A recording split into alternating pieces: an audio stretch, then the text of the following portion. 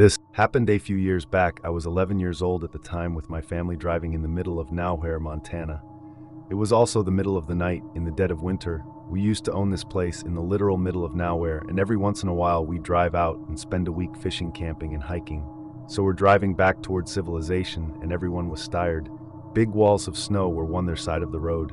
Beyond the dirty snowbanks, you could see thick tree lines. We were cruising along, climbing up over this mountain pass. I remember I had half my forehead pressed up against the cold glass while idly watched what little snow in nature I could make out in the dark.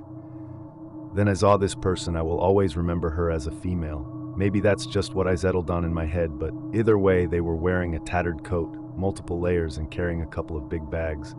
I remember seeing a flash of a cold face. I wasn't the only one to see her, though. My dad mumbled, "See, that must be freezing out there." And my mom said something like, "Maybe we should give them a ride?" But we were already a half-mile away, so we got to the top of this mountain. I could tell because I got that feeling in my ears, and we began the descent down to the other side. The driving conditions were not great, but the old family car was doing just fine. We leveled out a bit, and it started scanning the distance for any signs of a city, town, or anything.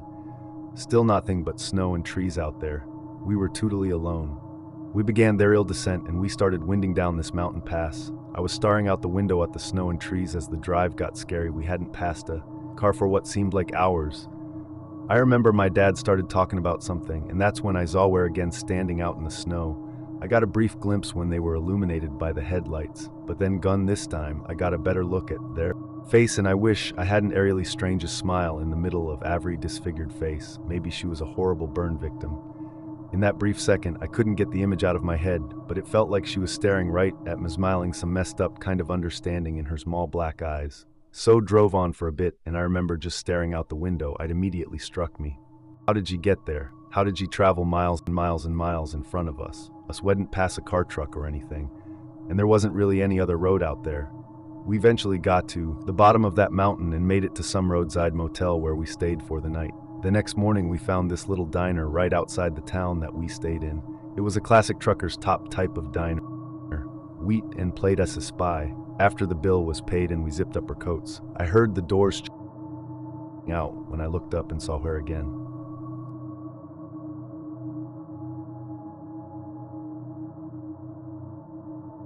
That she gave this look at me. She passed. She really looked like she hated me, like she knew things. I didn't looking at me with that huge disfigured smile. She stopped beside me but stayed behind my dad until we got in the car. I don't know what really was going on. I couldn't help but feel bad for her if she was truly lost out there walking for miles in the cold. Or maybe someone had hurt her, probably a dozen of explanations for the whole experience, but I can't shake the weird feeling like she was following us. My family and I were driving from Ohio to Wyoming one holiday season to visit family about 10 years ago. Due to storms farther north, we traveled straight west instead of northwest at first and split the trip, Omaha staying the night before heading up through Nebraska into South Dakota. Once we were fair enough north, we turned west onto I-9. At that point, it had been over an hour since we saw anywhere that might have had a public restroom, and we were on state routes, so Norsteres. Those of you who have traveled with a young child know the bladder and boredom limit is very long, and our daughter was begging to stop somewhere to pee. South Dakota was similarly deserted, or even worse as we headed west. Finally, we reached a desperately needed rest stop as my 5-year-old and I both needed to pee. By then, just as we pulled in, the truck that had been following us for a while pulled in as well. I didn't think too much of it at first, until it started to open my door. My head was turned to the right where the truck was parked, just a couple of spots over. My eyes met with the driver's, and I just shivered. He was a skinny white guy, scraggly gray-brown beard and dark eyes. I could see that he was wearing a dirty blue plaid shirt.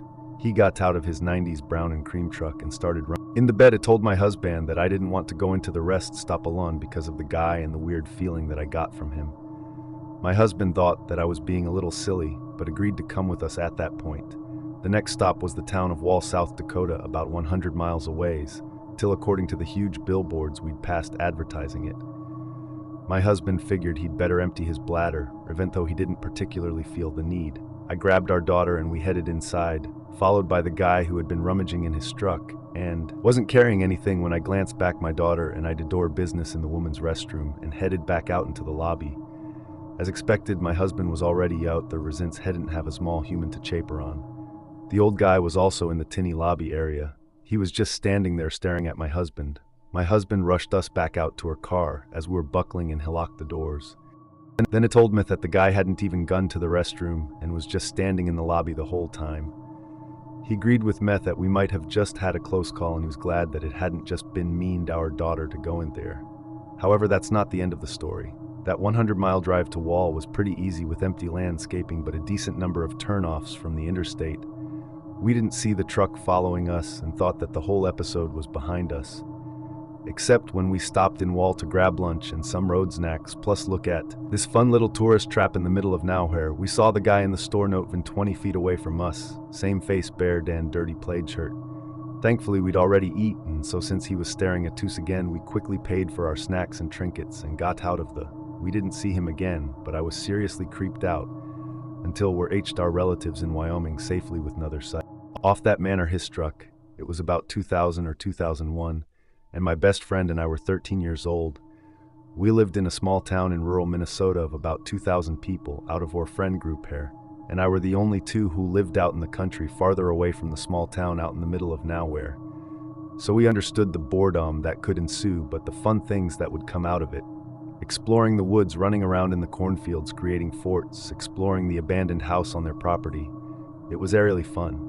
Time for us, one day we decided to take our bikes and ride down some gravel roads. Her little brother tagged along and he was probably about 9 or 10 at the time. We were riding along laughing, probably picking on her brother when we saw an old shack out in one of the cornfields. The corn wasn't fully grown, so we were able to see most of it. We decided to explore it, because why not? I'm 33 now, so bear with my memory. I don't remember much about the episode, but I do remember what is inside, and it still gives Meth the creeps to this day. We peered inside, and the first thing we noticed were posters on the walls of the room. They were one-every wall. There was a different person one-every poster, and they looked angry. Some held guns pointed right at you. Some were pointing their finger, and it felt like they were pointing right at us with their eyes strained on us. In the center of the floor was a perfectly painted red circle. As we were staring at this creepy scene, I felt like we were being watched and not by the posters. I looked to my right across the gravel road and into the cornfield across from us. Standing in the middle of the field was a man. He was just watching us. He was not waving his arms, not yelling at us, just watching. I alerted my friends and we looked at him together. I awkwardly waved and he continued to just stand there and not wave back. We were sufficiently creeped out, so jumped onto our bikes to get away. We were on gravel, which is not easy to bike on, so it took you a while to get going. We biked away, and I repeatedly turned around to see if he was still watching us. He barely moved and only turned his body slightly to angle in our direction to keep watching. I can't get over how it just appeared in the middle of the field like that. Eventually, once we had biked a good distance away, we saw him start walking away out of our view. Recently, I've been thinking about this, so my friend, her brother, and it started a group chat. While shared what remembered, and they both recalled it the same way I did. What I didn't know was that when we went back the next day, everything was gone, even there'd paint on the floor. A week later, whoever owned the shack donated it to the fire department to be burned. I don't know what was going on in that shack. Some thought should have been weird ritual Stargate practice for some militia due to just some creepy guy who had a poor taste in decor. Whatever it was, it still weirds me out to this day. This happened at night in the middle of nowhere about 8 years ago. It was after 11. Man away staking my dogs out for their last bathroom walk before bed.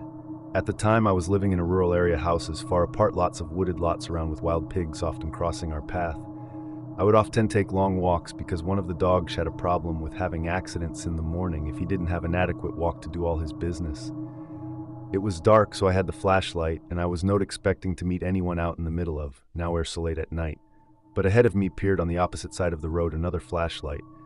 We had a few neighbors, but of the homes surround, I knew most all of them from over the years. On rare occasions, someone else may be walking a dog, but I could count the times that happened on my fingers. As I passed by the other flashlight at night, I noticed that all pale men who I had never seen before crossed the street to my side and began to follow behind me. Hailed out, "Hey, I like your dogs, can I pet them?" I stayed calm, walking briskly and ignoring him. My house was close, and I was almost home at the end of my walk. He continued to follow me, yelling, "Hey, what's your name?" "I just want to pet your dog." He had a thick East European accent, ignored him and ran up to me house through the door, locked it, and then ran into me bedroom. It told my husband that there was a strange man who had followed me home, and that I was super disturbed that he knew where I lived. My brave husband immediately ran out of the house. I guess to find this guy, I was on pins and needles waiting for him to come back. He came back home with his steel baseball bat in hand. He said he had caught up to the guy and asked him who he was and why he was following around a woman at basically midnight being a creep. The guy said he was new to town and was walking around hoping to meet people and make some friends. Basically, his story was bizarre and totally didn't make sense. You don't do that at midnight in a rural area in the middle of nowhere. You do that in a city setting at a normal hour. My husband told him that if he ever saw him again near our house, he would break his knees with the baseball bat. And I didn't see him again until 2 years later in a neighboring city. I was out with a girlfriend looking at an art museum when I turned a corner, and it was him. I could never forget this face.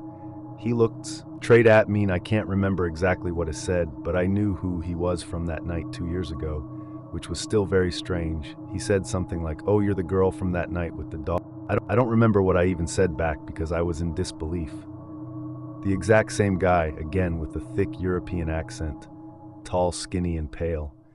This time I had run into him in a public museum, so I can't fault him much since it was a public place. But it was still creepy that I remembered me from the dark night 2 years ago.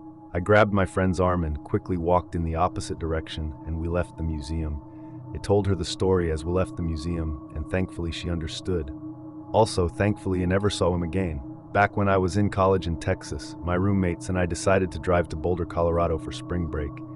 It was another girl, and I, along with our 2 male roommates, to maximize our time in Boulder, we decided to take shifts driving and go the way through the night. Rather than stopping for overnight stays, it was roughly an 18-hour trip. So I was driving my shift when we reached the Texas Panhandle in the early morning hours. We were out in the middle of nowhere and had not seen a single car in either direction for ages when we noticed headlights behind us. The car came upon us quickly, then followed behind for some time. Oddly, it would get really close to us, then back. Offrey Al Farthen get close again. This pattern continued for several miles. Suddenly, the headlights were joined by red and blue police lights. It was so dark out there that we had not seen the light bear on the hood and had not realized we were being followed by a cop. I checked my speedometer and I was not speeding, so we're all wondering why we were getting pulled over, but I went ahead and pulled over to the shoulder. Up came a cop wearing a cowboy hat to my window. He shined his light in the car and looked us over and asked me to get out of the car. I hesitated at first, but there were 3 other people in the car, so I wasn't feeling particularly unsafe at this point. I grabbed my wallet, got out, and stood against the driver's door. The cop looked at my license and insurance, then told me that he was going to do a sobriety test.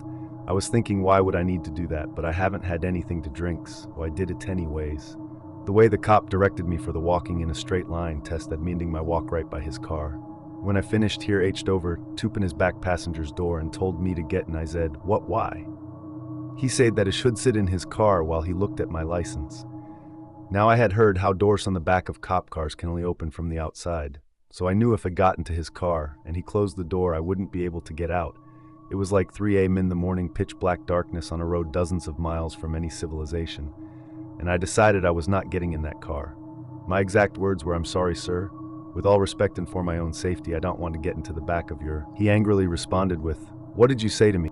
I repeated my statement again, being as nice as possible about it, and I stayed calm the whole time. He went back and forth like this for several minutes, with him being really angry and threatening to arrest my friends and I and hold us overnight. Finally, he gave up trying to get me into the back of his car, and he said to me, "What are you afraid of being kidnapped?" Personally, I thought that was a really strange and messed up thing to say. I glanced towards my car and saw my friends piled to the back window watching. With the 2 guys looking ready to jump out, the cop turned to look at them too. I don't know what went through his mind, but after being completely aggressive with me for what seemed like forever, he finally gave me a creepy smile. He handed me back my license and insurance, tipped his hat, and then got into his car and drove off.